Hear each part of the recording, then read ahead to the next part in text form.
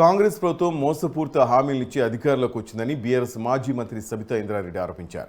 వికారాబాద్ జిల్లా తాండూరు నియోజకవర్గంలో బీఆర్ఎస్ నేతలు ప్రచారం నిర్వహించారు. అనంతరం మాజీ ఎమ్మెల్యే పైలట్ రోహిత్ రెడ్డి అధ్యక్షతన లక్ష్మీనారాయణపూర్లో ప్రజా ఆశీర్వాద సభను ప్రారంభించారు. ఈ సభకు సబితా ఇంద్రారెడ్డి, బీఆర్ఎస్ చేవేళ్ల అభ్యర్థి కాసాని జ్ఞానేశ్వరరావు హాజరయ్యారు.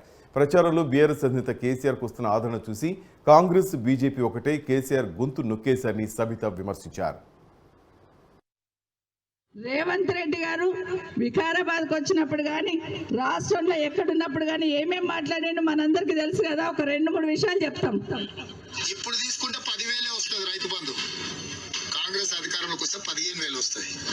వచ్చిందా? నెక్స్ట్ 2 లక్షల రుణమాఫీ గురించి. రుణమాఫీ అయిన వాళ్ళందరూ ఎంబడమై మళ్ళీ 2 లక్షల రుణం తెచ్చుకోరి. డిసెంబర్ 9 నాడు నేను అవి మాఫీ చేస్తాను. కాబట్టి రైతులందరికీ నేను విజ్ఞప్తి చేస్తున్నా. చేసిండా? తెచ్చుకోరి.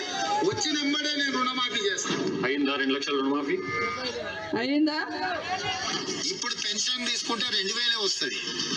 కానీ ఒక్క నెల వాయిదా పడ్డదంటే వచ్చే నెల మేము 4,000 ఇస్తాం. ఇస్తున్నాడా? రూపాయి ఫీజు కట్టకుండానే పరీక్షలు అన్నా. ఇట్లా ఒక 2-3 మాటలు చెప్తున్నాము. ఇదే కాదు, ఏం చెప్పిండు? రాగానే 500 రూపాయలకు గ్యాస్ ఇస్తాడు. ఇచ్చిండా? రాగానే కరెంట్ 200 యూనిట్లు మీరు కరెంట్ బిల్లే కట్టొద్దు అన్నాడు. ఇప్పుడు రోహిత్ చెప్పినట్టు బిల్లులు కట్టొద్దు అన్నాడు. మళ్ళీ బిల్లులు ఎందుకు పంపిస్తున్నాడు? దయచేసి ఆలోచించమని చెప్తున్నా. ఈ మధ్య కొత్తగా ఏం నేర్చిండి? 2 లక్షల రుణమాఫీ చేస్తా అన్నాడు కదా. ఈ 2 లక్షల రుణమాఫీ కాకపోయేసరికి ఏ ఊరు పోతే ఆ ఊరు దేవుని మీద ఒట్టు పెడుతున్నాడు. చూస్తున్నాం కదా.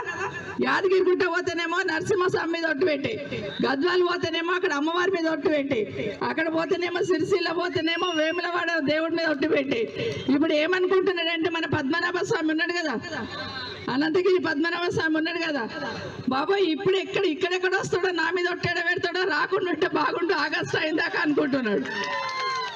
ఒకటి ఏం నడుస్తున్నదంటే ఈ 2-3 నెలల నుండి దేవుళ్ళ మీద ఒట్లు పెట్టుడు, కేసీఆర్ను తిట్టుడు, మైక్ పట్టుకుంటే కేసీఆర్ను తిట్టుడే తప్పిస్తే 5 నెలల నుండి ఏమైనా పని చేసిండ్రా? ఒక్కసారి